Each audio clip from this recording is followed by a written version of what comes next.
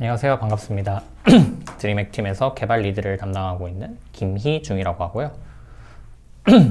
제 소개를 조금 드리자면 저는 이제 원래는 해킹을 쭉 해오다가 2018년에 티오리에 입사를 하게 되면서 개발팀에서 이제 드림액이라는 프로젝트를 리드하고 전반적인, 그러니까 사실상 이제 모든 것들을 개발하기 시작하면서 지금도 여전히 드림액에서 많은 것들을 개발하고 이제는 더 나아가서 프로젝트 자체를 리딩하고 있는 포지션을 맡고 있습니다. 저는 이제 개인적으로 게임을 되게 좋아해서 뭐 여러분들이 자주 하시는 게임, 여러 게임들을 하고 있고요.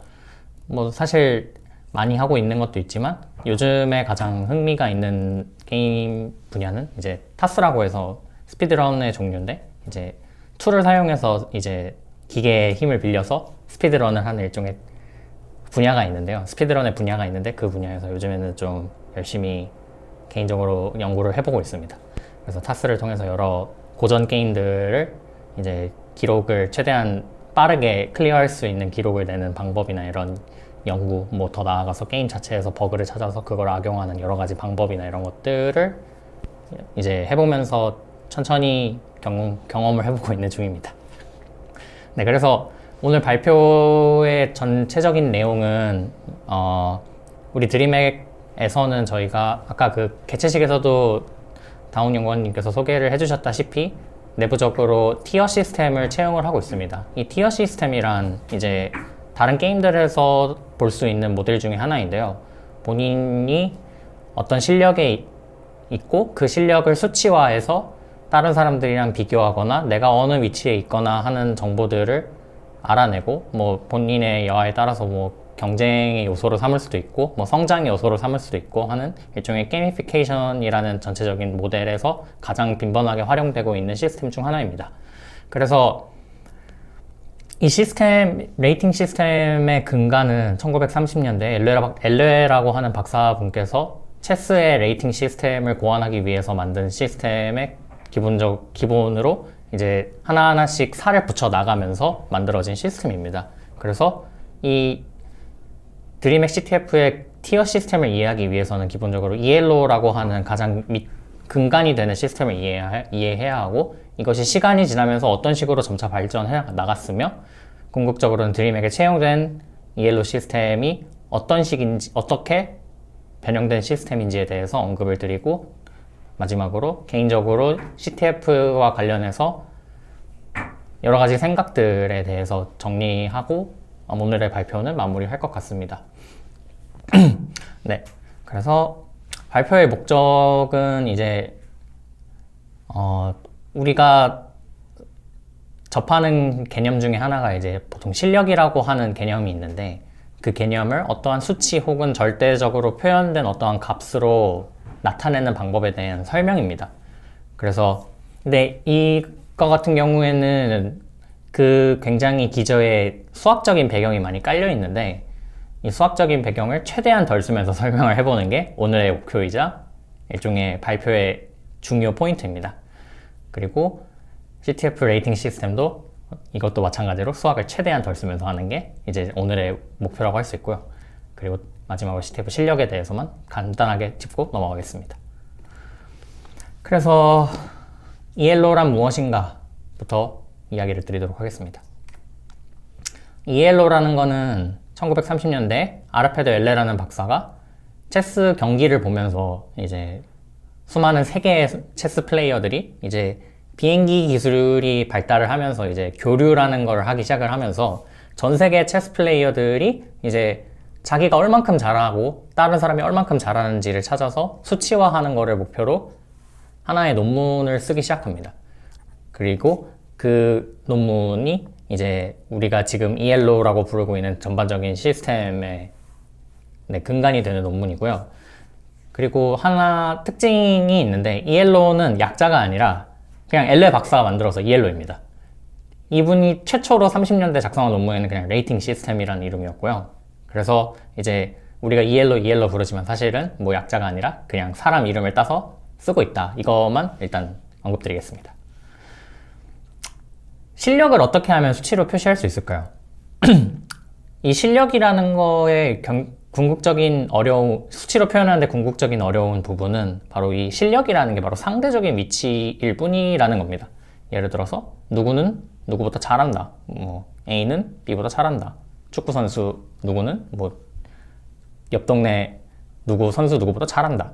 하지만 이 선수가 타 선수에 비해 얼만큼 잘하고 더 나아가서 뭐 승률이 어떻게 되고, 예를 들어서 A 선수가 잘하는 건 분명하지만 막 정말 근소한 차이일 수도 있고 그 실력의 차이가 클 수도 있고, 하지만 그 상대적인 개념만으로는 그 두 선수가 얼만큼 잘하고 얼만큼 못하는지에 대해서의 수치화가 이제 어렵다는 문제가 있죠. 그래서 이 엘레라는 박사분께서 쓰신 논문의 가장 큰 목표는 실력의 절대적인 표현이 가능할까라는 것에서 시작한 일종의 연구입니다. 그래서 뭐 엘레 박사님도 뭐 저도 그렇고 모두가 그렇게 생각하겠지만 실력이라는 거에 대한 절대적인 기준이 있을 수가 없습니다.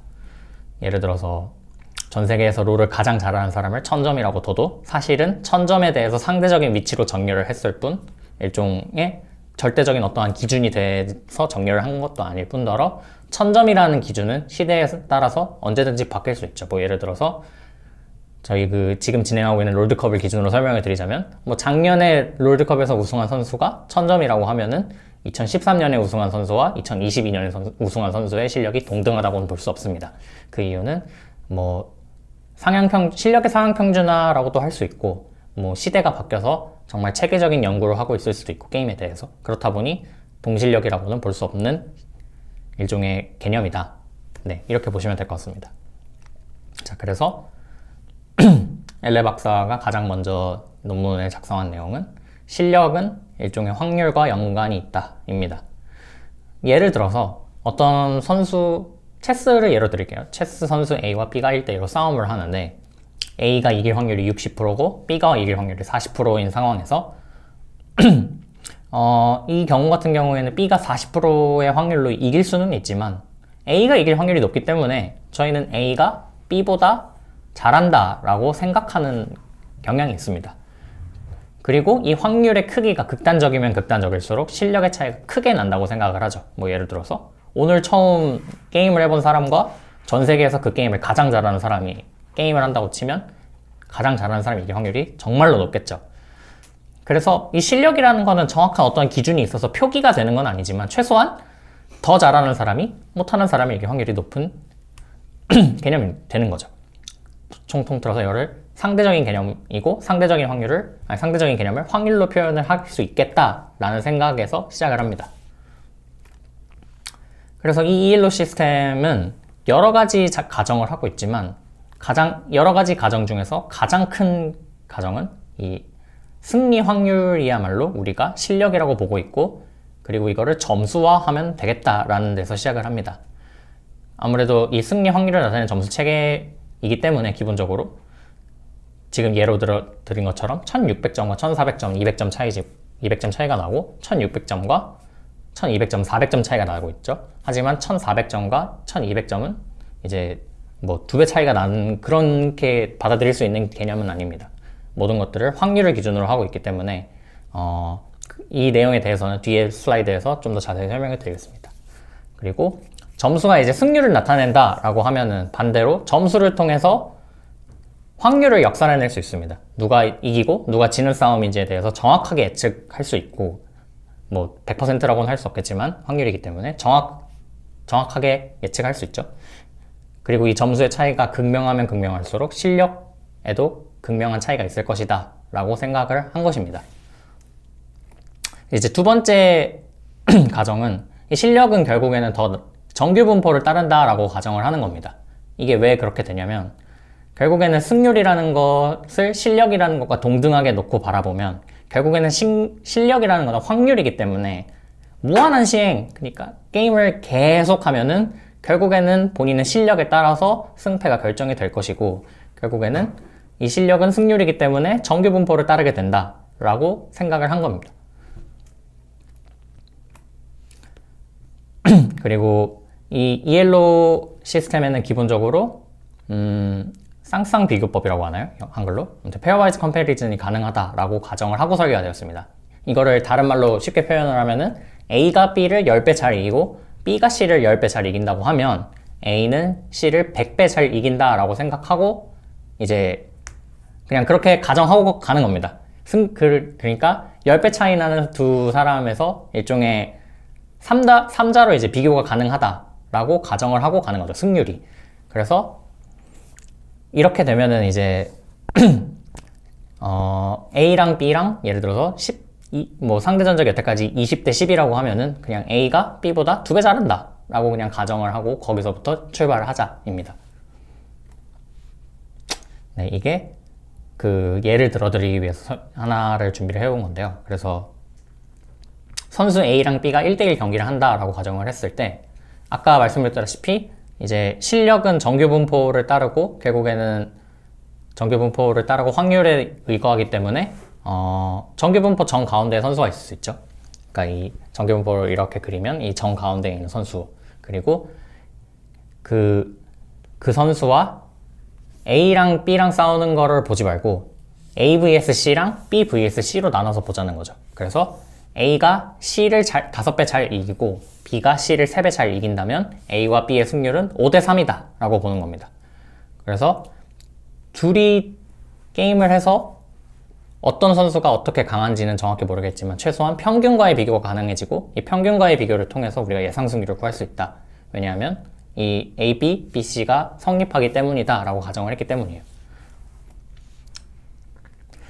그래서 이 점수의 기준을 이제 그냥 엘레 박사가 생각을 해냈는데 이것도 그냥 엘레 박사가 생각을 한 겁니다. 뭐 이래야만 한다라기보다는 그냥 본인이 이 시스템을 디자인을 할 때 이렇게 되면 좋겠다라고 생각을 한 거죠. 그래서 기본적으로 이엘로 시스템에서 400점 차이가 나면은 10배 잘한다라고 가정을 하는 겁니다. 그리고 이 로그 함수가 이런 식으로 그려지는데 이 10배에 가까워지면 가까워질수록 점수가 점점 증가하는 폭이 감소하는 형태로 점수가 차이가 많이 나다가 점점 줄어드는 형태로 가는 게 맞겠다라고 그냥 디자인한 겁니다. 그냥 설계를 그렇게 해가지고 그래서 이 공식을 통해서 저희가 유추해낼 수 있는 거는 평균보다 n배 잘하는 선수를 기준으로 저희가 점수를 다 세울 수가 있습니다. 그래서 기본 점수를 1000점으로 둔다고 가정을 하면은 이제 평균보다 5배 잘하는 선수는 아래 공식에 의해서 1279라는 어떠한 값으로 ELO 점수를 배정할 수 있고요. 그 다음에 3배 잘하는 선수가 있다고 하면은 또 마찬가지로 계산을 통해 1190이라는 점수를 얻을 수 있습니다. 그리고 지금 오른쪽에 보이는 테이블을 보시면 알 수 있으시다시피 이제 1대 10이죠. 1대 10을 기준으로 400점이 차이가 나도록 설계가 되어 있기 때문에 이제 거의 무조건 이긴다는 거의 1200점의 차이가 나면 이엘로의 시스템에서는 거의 100%에 가까운 확률로 이긴다라고 가정을 하고 마찬가지로 이제 승률 거의 두 선수가 동등한 실력이다라고 보면은 이제 두 선수 간의 레이팅의 차이가 없도록 디자인이 되어 있습니다. 그리고 1대 10이면은 400점이 딱 떨어지게끔 이렇게 디자인이 되어 있습니다. 이 이엘로 시스템의 점수의 가장 큰 핵심은 아까도 말씀드렸다시피 두 선수의 점수만을 통해서 두 선수가 싸움이 발생했을 때, 그러니까 게임을 할 때 누가 이기고 누가 질지에 대해서의 정확한 확률이 역산이 가능하도록 디자인된 시스템이라는 특징이 있습니다. 그래서 뭐 1279점과 1190점이 게임을 한다라고 가정을 하면은 어떠한 공식에 의해서 확률을 역산할 수 있고 그냥 점수만 보고 누가 이길지를 결정할 수 있겠다. 그리고 더 나아가서 누가 얼만큼 유리한지에 대해서 계산할 수 있겠다라고 해서 이 이엘로 시스템을 전반적으로 따를 수 있게 된 거고요. 그래서 이 게임이 끝나면은 가중치 K라는 값에 이제 실제 경기 결과라고 써져 있는 게 0에서 1 사이의 실수입니다. 예를 들어서 게임을 완전히 이겼다라고 하면은 1을 주고요. 게임을 완전히 졌다라고 하면 0점을 주고 뭐 체스 같은 경우에 무승부가 있죠. 무승부 같은 경우에는 그냥 0.5를 배정을 합니다. 그래서 거기에서 아까 구한 예상 승률 뭐 예를 들어서 A가 B를 이기는 확률이 62%니까 0.62가 되겠죠. 그 값에다가 0.62를 대입해서 게임마다 누가 얼만큼 모르는지에 대해서 점수를 나눠 갔습니다. 그냥 32는 여기에서 그냥 엘레 박사가 본인이 생각을 했을 때 32점을 주면 좋겠다 해서 32점이고요. 이게 게임마다 32일 수도 있고 뭐 다른 게임일 수도 있습니다. 32가 이제 다른 게임에서는 뭐 32가 아닌 다른 숫자를 사용할 수 있고요. 대표적으로 풋볼 경기 같은 경우에는 28을 사용한다라는 예제가 있습니다. 그래서 이 특징이 결국에는 점수가 높은 사람이 이기면 조금 얻고요. 지면 많이 잃고, 점수가 낮은 사람이 이기면 많이 얻고 지면 조금 잃게 되는 시스템으로 아예 수학적으로 디자인이 되어 있는 일종의 공식입니다. 그래서 뭐 이 모든 내용을 다 정리를 하자면은 그냥 서로가 서로의 점수를 걸고 싸우는 시스템이고, 잘하는 사람이 더 많은 점수를 걸고 싸웁니다. 그리고 궁극적으로 어떤 고수는 초보를 1000번 이기는 것보다 같은 등급의 사람을 한 번 이기는 게 오히려 점수를 더 많이 얻을 수 있습니다. 그래서 1000번 이기는 거에 대한 메리트가 별로 없기 때문에 별로 소위 말하는 양민학살을 별로 할 이유가 없게 디자인이 된 거죠. 양민학살을 해도 뭐 점수가 크게 차이가 나지 않게 디자인이 되어 있는 겁니다. 여기까지가 이제 이엘로에 대해서 전반적인 설명을 드린 거고요. 앞으로의 내용은 이엘로 시스템의 한계와 이 한계를 극복하기 위해서 어떤 연구가 진행이 됐고, 더 나아가서 가장 최근에도 사용하고 있는 여러 가지 공식에 대해서 짚고 넘어가겠습니다. 제가 이 PPT로 정리한 이엘로의 단점은 사실 여러 개가 있는데요. 가장 이제 이엘로 시스템이 현실적으로 사용하기 힘들다, 최근의 게임이나 여러 곳에서 그냥 말 그대로 오리지널 이엘로를 사용하기 어렵겠다라고 판단한 이유가 이겁니다. 뭐냐면은 바로 점수 인플레이션 때문인데요. 이게 읽는 점수랑 얻는 점수가 그냥 딱 32를 기준으로 결국에는 곱해지는 값이기 때문에 전체 레이팅의 평균은 동일하지만 그냥 잘 나가는 게임이면은 뭐 새롭게 사람이 유입이 되고 이제 빠르게 그 사람이 게임을 접고 이렇기 때문에 이 실력의 가운데 풀이 오염이 됩니다. 그래서 이론대로 이거를 그냥 그대로 적용하면은 입문자를 1000점으로 가정하는 시스템에서 이제 중수쯤 되는 사람이, 점수로는 중수쯤 되는 사람이 오늘 입문한 1000점을 이기고, 이렇게 하고 이 1000점은 이 게임 재미없네 하고 바로 접어버리는 거죠. 그러면은 사실상 0점과 다름없는 사람을 이겨서 이 중수가 1000점과 싸웠다고 판단해서 점수가 조금 더 오르게 되고, 그래서 이제 이 사람이 가짜 점수를 얻은 사람이 또 고수랑 싸우고, 고수는 이 가짜 점수를 먹고 더 고수가 되고, 이런 식으로 해서 무한걸레가 반복이 되면서 결국에는 이 전체적인 시스템이 우상향할 수밖에 없도록 디자인이 되어 있습니다. 이거를 방지하기 위해서는 사실 이 게임에 참여하는 모든 사람들이 뭐 게임을 접지 않던, 뭐 정말 진지하게 게임에 임하는 사람이던 여러 가지 가정을 해놓고 디자인이 되어야 되는데, 사실 실제 사례에서는 이제 게임에 적용하기 좀 부적합하죠. 왜냐하면은 리그 오브 레전드를 예로 들어서 뭐 30레벨 오늘 롤을 해서 랭크 게임을 딱 했는데 갑자기 막 팀원들이 욕을 해가지고 나 이 게임 도저히 못하겠다 하고 접어버린다거나, 아니면 뭐 여러 가지 사례가 있겠죠. 아무튼 그런 예로 인해서 평균이 계속 오염이 되기 때문에 실제로 이 이엘로 시스템을 하면은 계속 점수가 오를 수밖에 없다. 시간이 지나면 지날수록. 그리고 이 이엘로 시스템이 실제로 처음 있었던 1930년대부터 체스 경기를 그대로 적용을 해도 이 문제가 발생을 합니다. 그래서 뭐 어떻게 보면 사실이죠. 제가 아까 말씀드렸던 시대가 지나면 지날수록 게임 기술이 발전함에 따라서 실력이 증가한다. 하지만 이 증가하는 것과 점수가 정확히 이 전체적으로 게임에 대한 연구가 되면서 점수가 오른 게 맞냐 아니냐를 알 수 없기 때문에, 인과관계를 증명해낼 수 없기 때문에 그냥 이거는 모든 이엘로 시스템의 단점이다 라고 그렇게 보는 거죠. 그리고 이 이엘로에서 중요한 하나의 최근 게임에서 사용되는 형태로 이엘로에서 게임 버전의 이엘로라고 생각을 해주시면 될 것 같습니다. 이 MMR이라는 건데요. 이 이엘로라는 시스템을 그냥 게임에 대입을 했다고 생각하시면 됩니다. 그냥 둘이 다를 게 없고요. 그냥 이제 결정적인 차이는, 예를 들어서 체스 경기 같은 경우에는 뭐 저희가 임의로 급을 나누지 않는 이상, 뭐 예를 들어서 뭐 2000점 이상 참여 가능, 뭐 1500점 이상 참여 가능, 뭐 이런 식으로 경기의 일종의 디비전을 나누지 않는 이상 게임의 운영자가 그 참여하려는 사람의 실력과 비슷한 사람을 매칭을 시켜줘야 됩니다. 안 그러면 불공정한 게임이 될 것이고, 불공정한 게임이 되면 유저가 굉장히 불쾌하겠죠. 뭐 예를 들어서 오늘 처음 해본 사람이 챌린저랑 게임을 한다. 이런 거는 그 사람에서 굉장히 불합리하겠죠.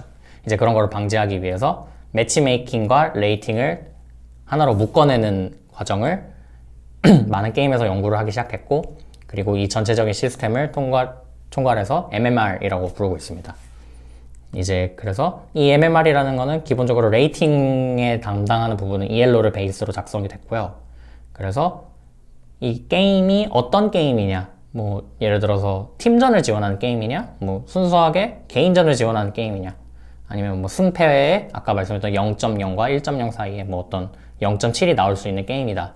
뭐 게임마다 정말 다양한 형태로 환경이 다르기 때문에 이 ELO에다가 그 환경에 따라서 점수를 어떻게 반영할지가 이제 커스터마이징이 들어가 있는 형태입니다. 이제 그 MMR 시스템에서 가장 유명하게 개발된 게 글리코, 툴스킬, 그리고 ELO MMR이라는 세 개의 시스템입니다. 그리고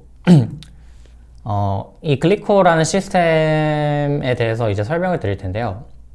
이 글리코라는 시스템은 1993년에 최초로 이제 논문이 나왔고요. 근데 이제 개념에 대해서 설명을 드리겠지만, 개념을 듣고 나면은 이거 좀 당연한 거 아닌가 싶은 개념이 되게 많습니다.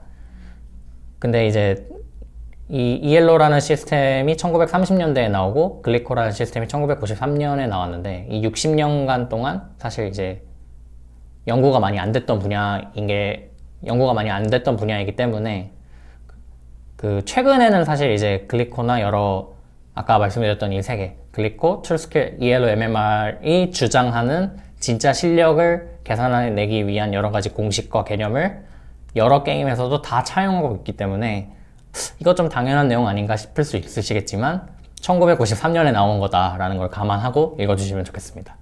그래서 이 글리코의 궁극적인 목표는 아까 그 K32를 맵한 결과에 따라 곱해준다 라고 했는데, 이 K의 값이 사실은 이제 상황에 따라서 달라지지 않냐, 그래서 이 K를 우리가 상황에 따라 바꿔줬으면 좋겠다 하는 게 궁극적인 목표입니다.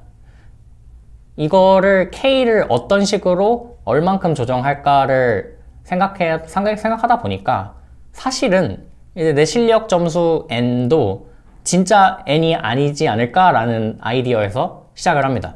그래서 뭐 예를 들어서 제가 1500점이다 라고 하면 내가 진짜로 지금 1500점이 아니라 사실은 1500점의 확률이 제일 높은 거 아닐까? 라고 하는 생각에서 시작을 한 거죠.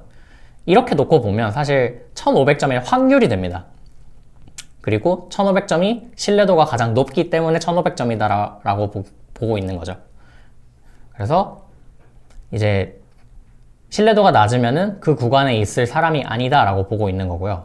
그래서 신뢰도를 점수에다 넣어서 본인이 신뢰도가 낮으면 점수의 증가폭을 크게 만들어줍니다. 그래서 본인의 진짜 실력이 맞는 상대가 나올 때까지 본인의 점수를 빠르게 이동시켜서 빠르게 수렴하게끔 만드는 게 글리코 시스템의 가장 큰 아이디어입니다.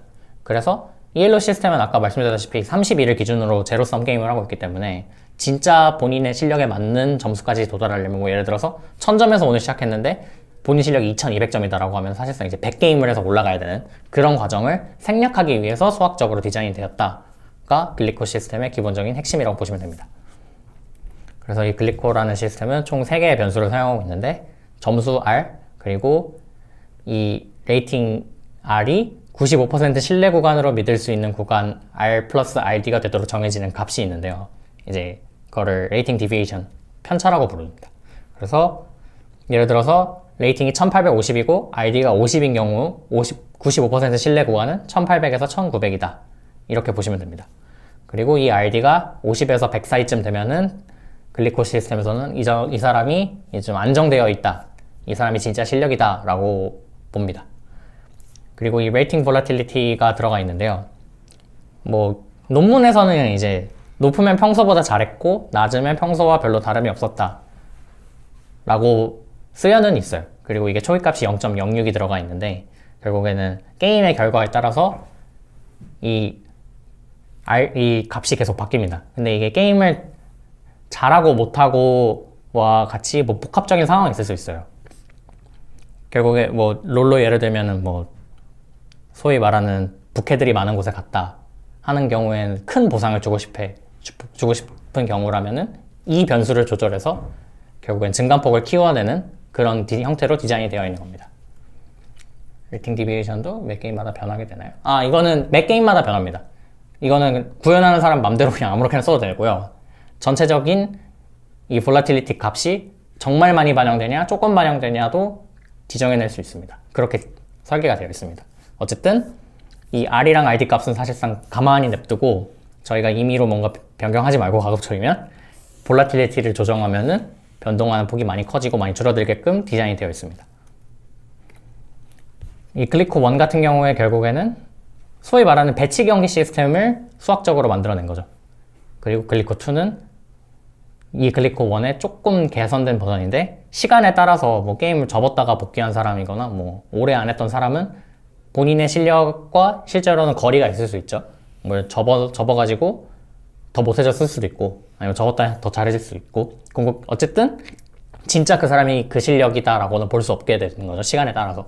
그래서 게임을 오랫동안 안 했다 오면은 볼라틸리티 값을 조정해주자 임의로 그렇게 만들어진 게 개선된 판이 글리코 2입니다.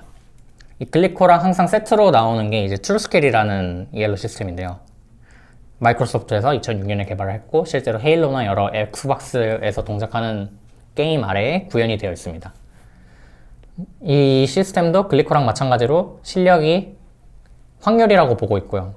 그래서 점수 또한 확률이다 라고 보고 있습니다. 이 글리코 시스템의 단점은 사실은 이 시스템은 체스의 이엘로 시스템을 그냥 개선하고자 만들어진 거기 때문에 1대1밖에 최적화가 안 되어 있습니다. 공식 자체가 1대1을 기준으로 만들어져 있고요. 근데 이제 현실의 비디오 게임에서는 1대1이 아닌 경우도 굉장히 많죠. 팀전이라던가 개인전이라던가. 그래서 마이크로소프트에서는 이 비디오 게임을 위해서 레이팅 시스템을 만드는 게 맞겠다라고 판단해서 트루스케일이라는 개념을 만들었고요.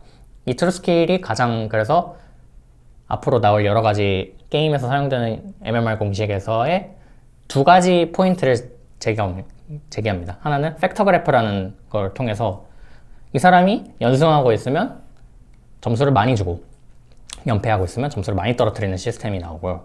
그리고 두 번째는 팀전 같은 경우에는 사실 운에 따라서 소위 팀운이라고 하죠. 팀운에 따라서 게임의 결과에 영향을 미칠 수 있어요. 본인의 실력과는 관계가 없는 영역이 생긴다는 거죠. 예를 들어서 나 혼자 실버고 다른 사람은 다 골드인데 이쪽은 실버밖에 없다. 이러면은 골드가 이길 확률이 높겠죠. 그렇다면은 이 실버는 이 게임에서 매치의 퀄리티가 낮기 때문에 만약에 올라가려고 하는 경우 조금 올라가게 해야 한다. 그리고 뭐 지는 경우에는 이거에 영향을 받아서 좀 더 많이 떨어져야 된다와 같이 매치 퀄리티라고 하는 개념을 도입을 합니다. 그래서 네, 다르게 말하면 팀에 따라서 뭐 본인 팀에 따라서 퍼포먼스에 따라서 영향을 받게끔 설계를 수학적으로 한 겁니다. 이게 2028년에 트루스케일 2라는 게 나왔는데 제가 안 읽어봤습니다. 아직 시간이 없어서. 그리고 이엘로 MMR이라는 게 가장 최근에 나온 MMR 시스템인데요. 엄밀히 말하면 이 이엘로랑 글리코라는 시스템도 트루스케일과 마찬가지로 1대1이 아니라 다대다 매치라던가 개인전을 구현해낼 수는 있습니다. 근데 이제 기본적으로 1대1에 동작하게끔 수식이 짜여져 있기 때문에 정확도를 좀 희생을 하면서 해내는 거죠. 뭐 롤로 예를 들면 듀오로 게임을 돌리면 MMR이 망가지네 같은 예가 있는데 그게 이 정확도를 희생시킨 하나의 예제라고 보시면 됩니다. 그리고 궁극적으로 트루스케일이 되게 수식이 복잡하고 계산이 어렵습니다. 그리고 아까 개인전에 대해서 말씀을 드렸는데 이 트루스케일의 한계점이 사실 그때 당시 비디오 게임이라고 하면은 해봤자 뭐 8명 참가하고 16명 참가하고 정도인데 진짜 큰 N에 대해서는 부정확하게 나와요. 뭐 한 CTF 같은 걸 예를 들면 1000명쯤 참가하는 대회가 돼버리면 트루스케일을 적용하는 게 되게 애매해집니다. 예를 들어 진짜로 한 300명만 돼도 전원의 매치 퀄리티가 다 박살이 나는 그런 상황이 되기 때문에 기존에 이제 뭐 300명이 참가하는 대회에서는 트루스케일이 사실상 적용을 한다 하면은 이 매치 퀄리티를 임의로 그냥 제일 좋은 퀄리티입니다 하고 그냥 저희가 강제로 박아야 제대로 계산이 되는 약간 그런 문제점이 있었습니다. 그리고 하나 이 옐로우 MMR이 극복하고자 하는 하나의 문제가 인센티브 컴패러빌리티라는 개념인데, 이 개념은 쉽게 말하면 패작을 시스템에서 페널티를 줘야 한다 입니다. 근데 이 페널티를 주는 방향으로 가지 말고 그냥 이기면은 인센티브를 더 세게 주자. 그러니까 사람들이 이기는 게임을 해야 레이팅에 의미가 있다라고 디자인을 하자. 그래서 잘 이기는 사람한테 더 센 그 인센티브를 줘서 점수가 팍팍 오르게 해주자. 이렇게 되는 겁니다. 그래서 이거를 통해서 패작해서 이제 소위 말해서 패작해가지고 연승할 수 있는 구간까지 내렸다가 운으로 이제 연승해가지고 점수 보너스를 많이 받는 그런 행위를 인센티브를 통해서 억제를 시키자가 고안이 되어 있습니다. 아예 구현해서. 그 ELO MMR에 대해서 조금 더 설명을 드리자면, 이 논문에서 예로 드는 게 모든 대회가 같은 기준으로 정말 같은 사람들이 참여해가지고 같은 결과물을 내면은 사실 정말 쉽겠지만 그렇지 못합니다. 현실은. 예를 들어서 첫 번째 대회에서 다이아몬드가 1000점을 따고 두 번째 대회에서 플래티넘이 3000점을 땄다고 합시다. 그러면은 플래티넘이 다이아몬드보다 뭐 더 잘했냐? 이런 기준이 되게 애매한 거죠. 그래서 기준이 다른 대회들을 총괄하는 하나의 시스템에서는 애당초 이 점수를 통해서 실력적인 차이라는 게, 인터넷이 나간 것 같네요. OBS가 튕겨가지고. 네. 그러면 다시 설명드리겠습니다. 뭐 어쨌든 기준이 다르다는 이야기를 드렸었고, 그래서 대회마다 차라리 모든 점수가 통일이 되어 있으면 그 통일된 기준에 맞춰서 저희가 성적을 반영하면 그만인데, 이게 만점도 매번 다르고 기준도 다 다르잖아요. 어떤 대회에서는 쉬운 문제가 많이 나올 수도 있고 어떤 대회에서는 어려운 문제가 많이 나올 수도 있고, 이렇기 때문에 정확한 한 기준이 없습니다. 그래서 그냥 아이디어는 점수 보지 말고 그냥 누구를 어떻게 이겼는지를 보자, 이거를 보고 그냥 판단을 하겠다라는 게 ELO MMR의 아이디어입니다. 그래서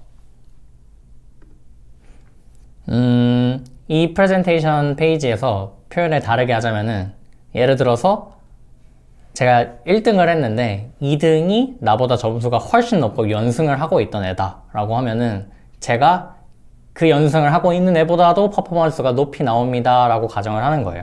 그래서 상대로 지정된 누가 실제 점수 이상으로 얼마나 잘하고 있고 얼마나 못하고 있냐를 내 점수에도 계산을 하고, 내 퍼포먼스, 그러니까 내가 얼만큼 잘하고 있고 못하고 있냐를 계산에 넣어버리자 입니다. 이렇게 되면 근본적으로 점수를 보지 않아도 잘하고 있는 사람과 못하고 있는 사람, 그리고 내가 잘하고 있냐 못하고 있냐를 따라서 이 점수를 통한 계산의 메리트보다 훨씬 더 정확하게 나온다라고 보고 있습니다. 왜인지는 저도 모르겠어요. 논문이 엄청 자세하게 설명을 해주는데 저는 반밖에 이해를 못하기 때문에, 아무튼 수학 고수들께서 그렇게 말씀하시니 받아들이기로 했습니다. 그래서 이 드림액에서 어떤 식으로 우리가 레이팅 시스템을 디자인을 했고 작성을 했으며, 이렇게 시즌2가 이제 최근에 나왔었죠. 그래서 이제 어떻게 시스템을 전반적으로 바꾸는 게 좋겠다라는 판단을 했고, 뭐 그런 이야기를 좀 자세하게 드리도록 하겠습니다. 뭐 다른 데에서는 사실 드린 얘기가 아니었어서 아마 처음으로 저희가 다른 분들한테 말씀을 드리는 것 같습니다. 그래서 해킹으로는 이제 사실 처음으로 저희가 점수 시스템을 넣어보자 라고 생각을 했죠. 그래서 이게 옆 동네, 그러니까 소위 말하는 PS 동네죠. PS 동네에서는 사실 점수 시스템이 되게 많이 있어요. 뭐 코포라고 불리는 코드포스라고 하는데도 이제 자체적으로 이엘로 시스템이 있고, 이엘로를 좀 개선한 판이고, 뭐 다른 데서 뭐 글리코를 조금씩 개선해서 사용하고 있었고, 되게 배울 수 있는 사례들이 많이 있었는데요. 여기에서 착안을 해서 우리도 그럼 글리코2를 하자 라고 결정을 했습니다. 그래서 목표는 1대1을 기준으로 설정된 글리코2 시스템에서 개인전을 지원하는 일종의 애독판을 만드는 겁니다. 그리고 저희가 처음에 디자인을 할 때는 점수에 뭐 다른 코드포스나 그런 데처럼 한 명이 풀기 시작하면 점수가 점점 깎이고 어떤 점수로 고정이 되는 시스템을 차용을 했었고, 문제 자체의 점수도 바뀌기 때문에 이제 시간의 팩터와 난이도의 팩터가 모두 고려된 게 점수로 반영이 되고, 근데 이 점수를 통해서 이제 문제의 난이도나 여러 가지 팩터가 합쳐져서 점수에 반영이 되기 때문에 이제 문제 그 자체를 R과 RD를 포함한 글리커2 플레이어라고 놓고 보는 겁니다. 그래서 내가 예를 들어서 이 문제를 풀었으면 이 상대를 이긴 거고, 이 상대를 못 풀었으면, 이 문제를 못 풀었으면 이 상대한테 졌다. 뭐 이렇게 보자는 겁니다. 그리고 이거를 문제 n개마다 계산을 해본 다음에, 그리고 실제 순위에 따라서 조금씩 보정을 해줍니다. 그냥 순수하게 이렇게 해보면은 이제 그냥 순위보다는 사실 이제 문제를 풀었냐 못 풀었냐만 보고 있기 때문에 1등의 인센티브나 뭐 꼴등의 페널티가 너무 없었어서 이거를 저희가 순위별로 조금씩 보정을 해주고, 그 다음에 이제 좀 저희가 시도를 해본 게, 만약에 모든 사람들이 다 참여했다라고 가정을 하고 어떤 한 임의의 문제를 이 사람이 풀을 수 있는 확률을 역산해내서 그 역산해낸 결과물을 통하면은 글리코와 비슷한 결과물이 나오는데, 이게 실제로 이 사람들이 대회에서 참여한 결과물과 모든 사람이 참여함을 가정하고 바라봤을 때의 결과물과 얼만큼 비슷한지를 저희가 이제 비교를 해봐가지고, 너무 많이 다르면 저희가 이제 조금 깎아내고 좀 비슷하다 싶으면은 오케이 하고 그냥 넘어가는 시스템이었습니다. 그래서 저희가 이제 열심히 최선을 다해서 만들어 보려고 했는데 잘 안 되더라고요. 뭐 좀 많이 슬펐습니다. 많이 잘 안 돼가지고. 그래서 저희가 시즌2를 시작하기 전에 시즌1에 대해서 좀 회고하는 시간을 가졌습니다. 티어 시스템이 다 그 중에 하나라고 나왔었고, 그래서 왜 그런가 하고 좀 논문도 다시 읽고 반성의 시간을 가져보니까, 우리가 괜히 예상을 했다, 예측도 괜히 했다, 예측을 하니까 그냥 예측의 모든 게 다 바이어스 돼서, 예를 들어서 누가 참여를 했어요, CTF를. X라는 문제가 있는데 이 X는 되게 쉬운 문제예요. X는 당연히 풀릴 거라고 생각을 하고 Y가 좀 어려운 문제예요. 그래서 Y는 지금 A가 풀급이 아닌 문제라고 예상을 하니까 그냥 Y를 못 풀겠다라고 가정을 한 거예요. 근데 현실에서는 이제 X는 못 풀 리가 없는데 못 푸는 사람이 푸는 사람이 나오고, Y는 풀 수가 없는데 이제 풀어버리는 그런 케이스들이 되게 많이 나와요. 그래서 이건 거짓말이다, 보정하자, 이렇게 나아가 버리니까 그냥 우리가 전제한 모든 거에 그냥 모든 플랜에 맞춰서 그냥 다 계산이 되어버리는 그런 문제가 하나 있었고요. 이 예측 시스템이라는 것 자체가 결국에는 누군가 참여를 한 거를 기준으로 다 판단을 해야 되는데, 티어가 차이가 나기 시작하면서 누군가 압도적으로 1등을 한다 라고 해버리면은 그 사람과 비슷한 실력대의 사람이 참여를 할 확률이 당연히 낮아지겠죠? 예를 들어서 혼자 다이아이를 가도를 달리고 있는 사람이 랭킹 1등이고 그 밑에 이제 드문 랭크 갭이 많이 차이 나는 사람들이 아래로 조금씩 있다가 표준편 요 그래프처럼 딱 중간에서 사람들이 많이 몰려 있는데 가면 갈수록 사람이 없어지고, 그래서 예측을 못하니까 그냥 부정확하다라는 결론을 내려버리는 거예요. 예를 들어서 다이아일이 딱 한 명만 있는데 이 문제를 풀 수 있을까 없을까를 저희가 계산해내는 게 불가능하죠. 한 명밖에 없으니까. 그래서 저희가 생각해낸 거는 그냥 평가를 좀 보류를 해봅시다. 좀 시간이 지나면은 다이아일로 점점 사람이 늘어나고 결국에는 다이아일이 끝이 아니죠, 저희 시스템에선. 이제 최상위 티어에 대해서는 아예 다른 시스템을 저희가 디자인을 해보려고 했고, 그 사람이 나오기 전까지는 일단 생각을 하지 말고 올라가는 동안에는 예측하는 시스템을 도입을 해서 빨리빨리 가도록 하자라고 예상을 했는데, 한 명밖에 없으니까 풀 확률을 알 수가 없고, 평가를 안 하니까 이제 현실적으로는 다이아일까지 올라가는데 오래 걸리니까 빠르게 나올 수가 없죠. 그래서 계속 평가가 밀리고, 평가가 밀리니까 다이아일에는 사람은 평가를 밀린 만큼 페널티를 받아서 점수가 조금밖에 안 오르고, 이런 문제가 계속 반복이 됐던 겁니다.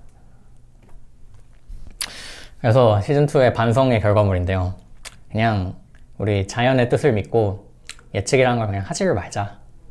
그리고 나는 수학을 못한다는 사실을 그냥 깔끔하게 받아들이고 좋은 사람들, 똑똑한 사람들이 만들어 놓은 시스템을 잘 씁시다 해가지고 그냥 저희가 ELO MMR을 논문을 읽어서 그냥 그거를 구현해내고 조금 개선을 하자, 여기에서 우리가 원하는 형태로, 그렇게 타협을 했습니다. 그래서 ELO MMR 또한 마찬가지로 여러 가지 변수, 환경 변수들을 설정을 할 수가 있는데 상황에 따라서 저희가 입맛대로 조금씩 바꿀 수 있어요.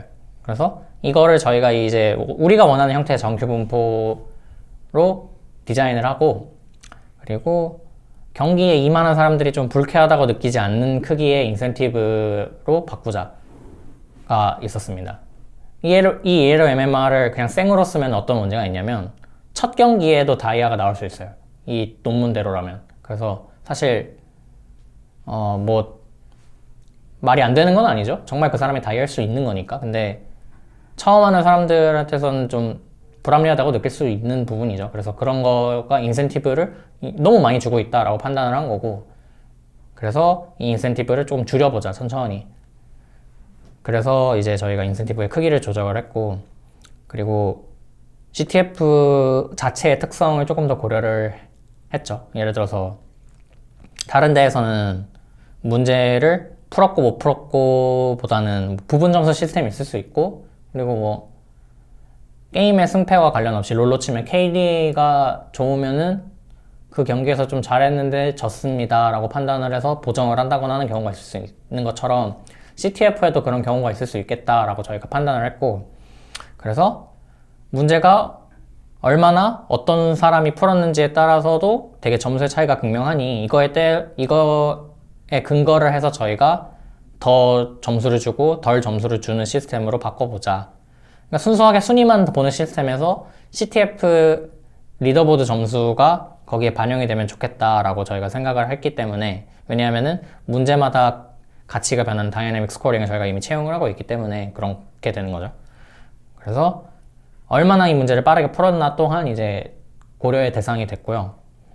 그래서 다른 사람들은 이 문제를 푸는데 평균적으로 얼마가 걸렸냐, 이것 또한 이제 보자, 이렇게 가는 겁니다. 그래서 지금 드림액에 있는 시즌2의 MMR 시스템은 이런 식으로 조금 CTF의 특색을 고려한 ELO MMR을 베이스로 저희가 작성을 했습니다. 마지막으로 CTF랑 옆 동네 컨테스트랑 차이가 뭔가에 대해서 되게 많은 생각을 하고 있어요. 지금도 하고 있는데 네, 스스로도 제가 이거다라고 답을 내리지는 못했습니다.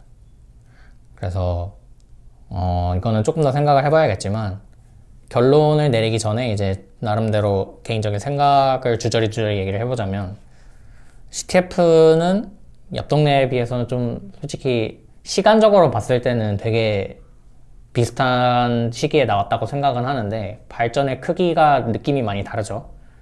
그리고 그 느낌의 크기가 달라진 이유가 소위 말하는 스크리닝 테스트, 코딩 테스트죠. 이런 것들이 되게 많이 활발하게 발생하면서 PS의 중요성이 되게 높아졌다. 그래서 거기로 수요가 많이 쏠렸고, 수요가 많이 쏠리는 만큼 사람들이 더욱더 참여의 재미를 느끼기 위해서 여러 시스템들이 발전하고 보완이 됐는데, CTF는 그거에 비해서는 솔직히 조금 덜하죠. 지금도 느끼고 있는 점입니다. 그리고 궁극적인 차이가 있는데, CTF는 솔직히 말해서 아직 문제은행이라고 말하기 민망할 정도로 문제가 많이 없어요.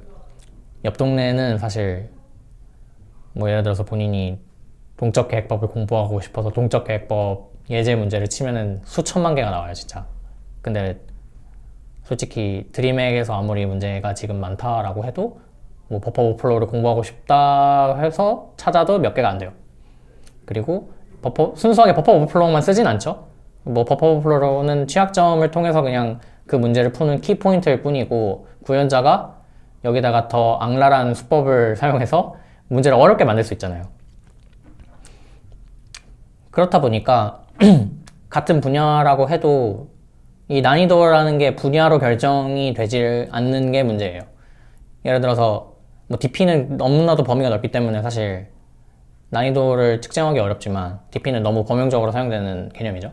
근데 그거에 비해서 이제 뭐 특정 분야는 사실 초심자한테 걸맞는 분야이기도 해요. 구현 문제의 일부라던가 그런 것들은 그런 편인데, CTF에서 공부를 한다라고 치면은 사실 그런 경우가 거의 없고 그냥 다 범용적인 개념만 차용되어 있기 때문에 어떤 개념이 쉽기 때문에 이 사람한테 추천하겠습니다 같은 게 좀 어려워요. 그래서 문제은행이 있지도 않을 뿐더러 문제은행이 진짜로 문제은행의 역할을 하냐, 이것도 사실 물음표인 거죠.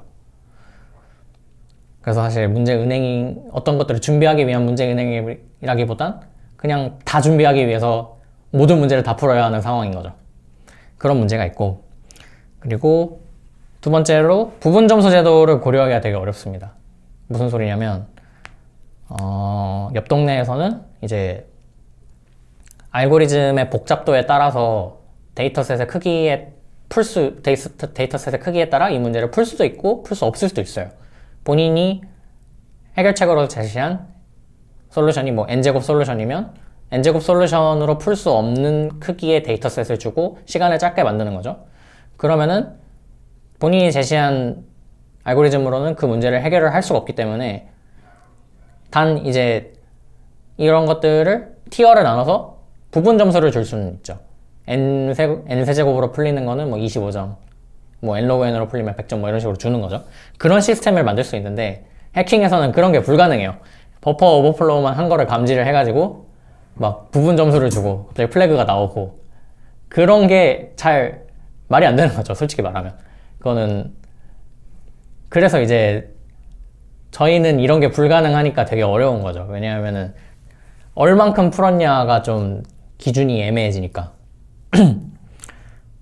그래서 이거 혹시 할 수라도 있으면 되게 좋겠다라는 생각이 많이 들어요. 왜냐면은 아예 저희가 프레임워크를 개발을 해서 버퍼 실제로 저희가 쉘을 따기 직전의 상황까지가 간 거를 탐지해서 이제 플래그를 갑자기 탁 준다거나 이런 게 개발이 되면 되게 평가를 하기 좋겠죠. 본인이 부족한 부분이 뭔지도 명확해지고 본인이 취약점을 찾는 것까지는 잘했는데 뭐 여러 트릭이나 뭐 힙의 구조를 잘 몰라서 실제 익스플로이트로 이어지지 않았으면 부분 점수만 받고 이제 평가가 되는 거죠. 그런 시스템을 만들면 되게 좋겠다라는 생각을 많이 하고는 있는데 쉽지 않죠. 버퍼 오버플로우를 탐지하는 것 자체가 쉽지 않죠, 일단. 그래서 이제 그리고 이 전체적인 컬처 같은 것들도 고려를 많이 했는데 PS 쪽 컬처랑 우리의 컬처를 동일시하는 게 맞냐도 사실 고민을 많이 하고 있어요. 이쪽에 있는 데를 벤치마킹할 수 있는 부분이 되게 많이 있는데 우리가 이거를 따라하는 게 맞냐, 아니면 우리는 아예 다르다고 생각하고 아예 다른 길을 걷는 게 맞냐라고 판단을 해보고 있는데 좀 각을 재보고 있죠. 근데 어느 부분에서 동일한 게 있기 때문에 그 부분에 대해서는 저희가 차용할 수 있는 게 있다라고 생각을 하지만 어떤 부분에서는 아예 다른 분야이기 때문에 다르게 봐야 한다, 이렇게 보고 있습니다. 대표적으로 PS의 근간은 결국에는 컴퓨터 사이언스인데 보아하는 컴퓨터 사이언스를 모르면 애당초 시작을 하기가 너무 어렵거든요. 그래서 그리고 이 소위 말하는 이거를 요즘 하고 싶어하고 왜 이렇게 떴는지에 대해서 아까도 말씀드렸다시피 PS 쪽은 취업과 연관이 되게 밀접하게 되어 있는데 저희는 그거에 대한 명확한 기준이 아직 나와 있지 않은 상태죠. 그리고 이 드림액을 통해서 우리가 취업을 연계할 수 있는 시스템이나 이런 것들을 많이 디자인하고 있고 그런 것들은 좀 잘 벤치마킹을 할 수 있겠다라고 생각이 들지만 CTF를 통해서, 그리고 이게 티어 시스템이 제대로 확립이 되면 예를 들어서 우리 회사에 지원을 하기 위해선 골드 티어를 요구합니다라고 하면은 이 회사를 가기 위해선 내가 골드를 찍어야겠구나 하는 명확한 목표가 생기니까 평가하는 사람도 편하고 배우는 사람도 편하죠. 내가 골드를 하기 위해선 이거를 하면 되겠구나 하는 판단이 되니까. 근데 사실 지금은 그런 기준조차도 애매모호하기 때문에 회사가 어떤 역량을 요구하는지도 얼만큼의 역량을 요구하는지도 잘 모르기 때문에 그렇죠. 그래서 그런 부분에서는 사실은 아직 물음표이기 때문에 그런 부분에서는 차용하기가 좀 어렵겠다라는 생각을 하고 있습니다. 그래서 이 고민을 사실 드림액을 오고 GTF를 개발하면서 되게 오랫동안 생각을 했는데 저는 아직은 모르겠습니다. 그래서 이 고민을 같이 하실 분을 찾고 있어요. 아시죠, 여러분? 이제 너무 많이 봐서 좀 질리실 것 같은데 저희는 항상 채용을 진행을 하고 있고 이 JD에는 개발자 포지션이 지금 당장에 올라가고 있지 않지만 근시에 드림액에서 개발 쪽 포지션도 외부에서 저희가 채용을 진행할 생각이니까 이제 그럼에도 불구하고 JD가 없지만 채용을 너무너무 하고 싶다라고 하시면은 이제 매우 _theory.io로 이메일을 보내주시면 제가 한번 미팅을 잡아보겠습니다. 네. 제가 발표는 여기까지 준비를 했고요. 개인적인 질문이나 뭐 여러 가지 아이디어나 얘기하는 시간 가져보도록 하겠습니다. 플래그를 인증하는 법이... 그쵸. 고민을 많이 해야 되고 이게 기술적으로 가능한지도 좀 어려워요. 아까도 말씀드렸다시피 버퍼 오버플로우를 예로 들어드릴게요. 버퍼 오버플로우를 하면은 점수를 주는 시스템을 저희가 고안을 했다라고 칩시다. 그러면은 바이너리에 버퍼 오버플로우를 감지하면 플래그가 나오는 그 부분이 떡하니 있겠죠? 그러면은 뭘 하겠어요, 사람들이? 이 문제 버퍼 오버플로우 하면 플래그 주는구나 하고 그냥 보지도 않고 문제 보지도 않고 이 문제는 버퍼 오버플로우 문제구나 하는 문제가 생기는 거예요. 그렇다고 해서 그 부분을 아예 덜어내고 어떤 외부에서 그거를 평가하는 시스템을 만들자라고 하니 이제 좀 말이 안 되는 거죠. 그러니까 그러면은 출제자 이 문제를 푸는 사람은 버퍼 오버플로우인 거를 모르고 풀어야 되는데 사실상 외부에서는 버퍼 오버플로우를 감지하고 있고 그러니까 다 두들겨 보는 거죠. 그리고 그런 것들이 사실 이제 로컬에서 돌아가는 거는 저희가 어떻게 할 수가 없기 때문에 그런 게 너무너무 애매하고 어려운 거죠. 그래서 되게 많이 고민을 하고 있습니다, 지금도. 근데 이런 시스템이 나오기만 하면은 진짜 좋을 것 같다라는 생각을 하고 있다는 거죠. 어렵지만. 네. 다음에 뵙도록 하겠습니다.